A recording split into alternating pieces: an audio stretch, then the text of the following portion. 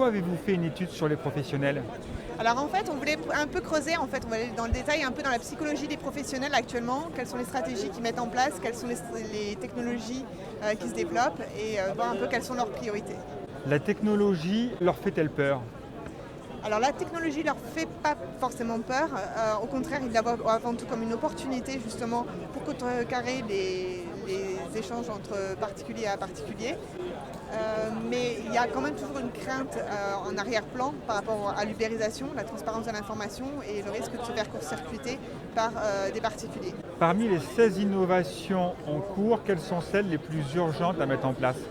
Alors parmi celles qu'on a relevées au niveau des technologies les plus urgentes, il y a le responsive design, d'être présent sur le mobile, être présent aussi sur les réseaux sociaux, donc on voit beaucoup d'entre eux développent des pages Facebook. Il y a ici également d'être présent sur le moteur de recherche, sur Google, avec Google AdWords, ou le retargeting aussi qui se développe beaucoup, avec le reciblage publicitaire avec Criteo.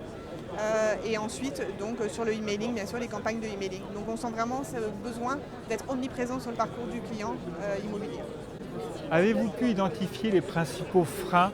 Alors les principaux obstacles, bien sûr, à l'adoption de ces technologies, c'est principalement le budget, bien sûr, toujours un obstacle d'allouer un nouveau budget à ces technologies. Et puis aussi également, toujours cette crainte en arrière-plan pour 40%, c'est la crainte de libéralisation, en fait, d'un accès trop facilité aux particuliers et le risque de se faire court-circuiter. Et puis aussi donc, le pendant du budget, le retour sur investissement. Est-ce qu'ils vont pouvoir avoir un retour sur investissement? Ils attendent peut-être aussi que certaines technologies se démocratisent. Quel sera le portrait de l'agent immobilier en 2026? Alors en 2026, justement, ce qui est intéressant, avant toute chose, l'agent immobilier se voit comme humain.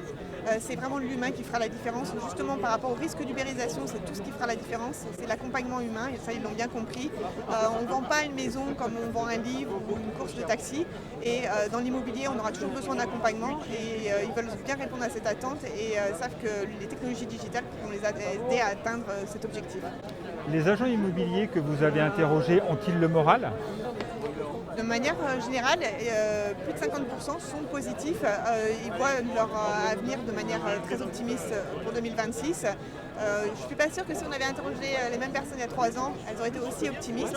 On a quelques pessimistes qui représentent 18% et on en a 30% qui sont plus indécis sur leur avenir. Mais à 10 ans, c'est difficile de se projeter encore. Stéphanie, merci beaucoup et bonne continuation. Merci.